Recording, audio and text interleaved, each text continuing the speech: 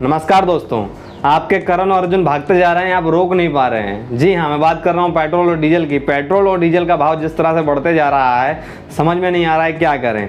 इसीलिए आज मैं आपके सामने पेट्रोल और डीजल की जन्म कुंडली का राज खोलने वाला हूँ, जिसमें आपको पता चलेगा कि भाई पेट्रोल जो विश्व बाजार में 20 रुपये का आता है और आपकी गाड़ी तक आते आते आते वो 80 रुपये का हो जाता है। ऐसा उसके साथ क्या होता है जो उस पर 91 रुपये 50 रुपये टैक्स लग जाता है। वो टैक्स किस प्रकार के होते हैं, कितने प्रकार के टैक्स लिए जाते हैं आपसे, कितना खर्चा उसको रिफाइनरी करने में आता है, कितना खर्चा उस पर टैक्स लगता है, कितना रोड टैक्स लगता है, कितना एक्साइज ड्यूटी लगती है।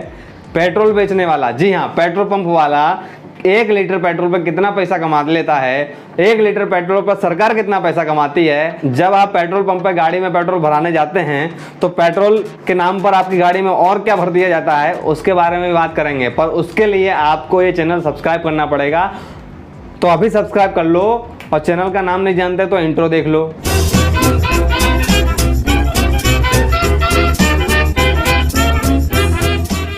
अब बात करेंगे पेट्रोल की। विश्व बाजार मार्केट से हमारी गवर्नमेंट जो पेट्रोल खरीदती है वो डॉलर और पैरोल के हिसाब से खरीदती है। पर आज हम शुद्ध हिंदी में बात करेंगे कि भाई 1 लीटर पेट्रोल कितने में खरीदा जाता है।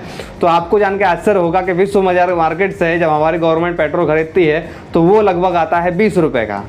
और वो पेट्रोल जो होता है वो क्रूड ऑयल होता है, उसको रिफाइन किया जाता है, OMC मार्जिन लगाया जाता है, यानी कि एक तरह की साफ सफाई की जाती है।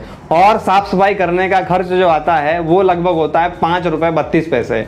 अब 5 रुपये 32 पैसे हो गया, यानी कि 20 रुपये का पेट्रोल वहाँ से खरीदा क्रूड ऑयल और यहाँ पर उसको साफ सफाई की, यानी 5 रुपये 32 पैसे हो गए।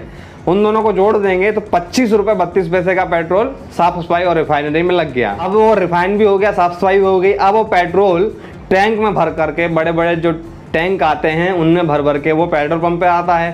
पेट्रोल पंप वाले को 1 लीटर पेट्रोल पर पता है कितना रुपया मिलता है? नहीं पता होगा। 1 लीटर पेट्रोल पे पेट्रोल पंप वाले को जो मार्जिन मिलता है वो होता है 3 रुपये 56 पैसे।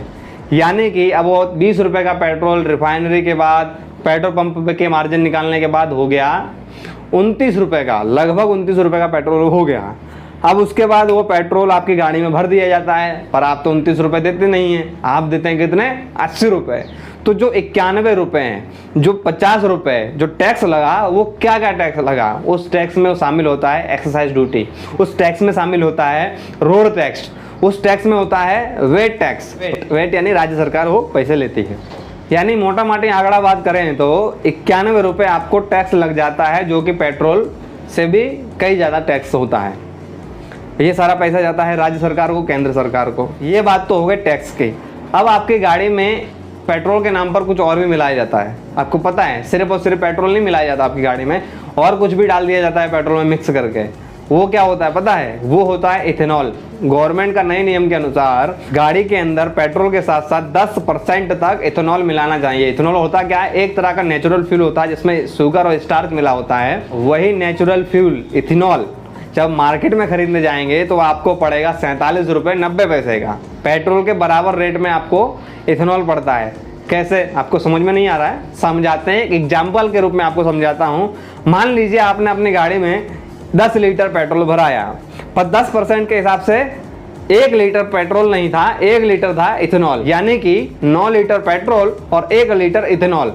अब आपने जो 10 लीटर भराया है उसमें तो 9 लीटर पेट्रोल है और 1 लीटर इथेनॉल है, तो आपको 9 लीटर का पेट्रोल का पैसा देना चाहिए था और 1 लीटर इथेनॉल का पैसा देना चाहिए था। पर आपने ऐसा नहीं किया।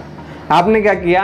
10 लीटर पेट्रोल के ही पैसे दिए, यानी कि 47 रुपये 90 पैसे का इथेनॉल आपने 80 रुपये यानी पेट्रोल के भाव के बराबर ही खरीद लिया। यानी आपका यहाँ पर भी कट गया। अब आप कहेंगे क्या यही सरकार ऐसा कर रही है? नहीं, ये सरकार ऐसा नहीं कर रही। आने वाले समय में भी टैक्स लगता था, पर वो आंकड़ा उससे कम था, कम टैक्स लगता था। आपके सामने कुछ आंकड़े रख देता हूं, शायद आपको विश्वास हो जाए। नवंबर 2014 की बात करें तो 1 लीटर पेट्रोल पर, जब मनमोहन जी की सरकार थी तब की बात बता रहा हूं आपको, 1 लीटर पेट्रोल पर 9 रुपये 20 पैसे एक्साइज ड्यूटी लगती थी। अगस्त 2017 को डेटा आया कि 1 लीटर पेट्रोल पर 21 रुपये 48 पैसे एक्साइज ड्यूटी ली जा रही है। और मई महीने में, अभी हाल ही 1 महीने पहले मई महीने में डेटा निकल कर आया है कि 1 लीटर पेट्रोल पर जो एक्साइज ड्यूटी लग रही है वो है 32 रुपये 58 पैसे। यानी कि टैक्स बढ़ते बढ़ते बढ़ते बढ़ते डबल तिबल भी हो गया। अब यही हाल डीजल का भी है। डीजल पे भी पहले 2014 में 3 रुपये 46 पैसे लगते थे। अगस्त 2017 में उसको बढ़ा करके 17 रुपये 35 पैसे कर दिए गए। अभी उसको बढ़ा दिया गया है और 31 रुपये 83 पैसे कर दिए गए। यानी कि टैक्स बढ़ा बढ़ा के हम लोगों पर एक तरह का बोझ कर दिया गया है। इसी तरह वेट भी बढ़ा दिया गया है। वेट यानी राज्य सरकार को वो पैसा जाता है, वेट बढ़ा दिया गया। पहले 20% पेट्रोल पे था, वो 30% कर दिया गया। पहले डीजल पे 12% था, उसको अब 30% कर दिया गया। यानी वेट को भी बढ़ा दिया गया। अब आप कहोगे कि डीजल का भाव तो बढ़ा दिया, चलो जाने दें, हम तो पेट्रोल से चलने वाली गाड़ी चलाते हैं, पेट्रोल का क्यों बढ़ाया? पेट्रोल का भाव बढ़ता है तो डायरेक्टली आपके जेब और आपके पैसे पर असर पड़ता है, और डीजल पे जब भाव बढ़ता है तो इनडायरेक्टली आप पे असर पड़ता है। कैसे पड़ता है अभी समझ लेते हैं। जब डीजल का भाव बढ़ता है तो डीजल यूज़ कौन करता है? किसान यूज़ करते हैं, ट्रकों में यूज़ होता है।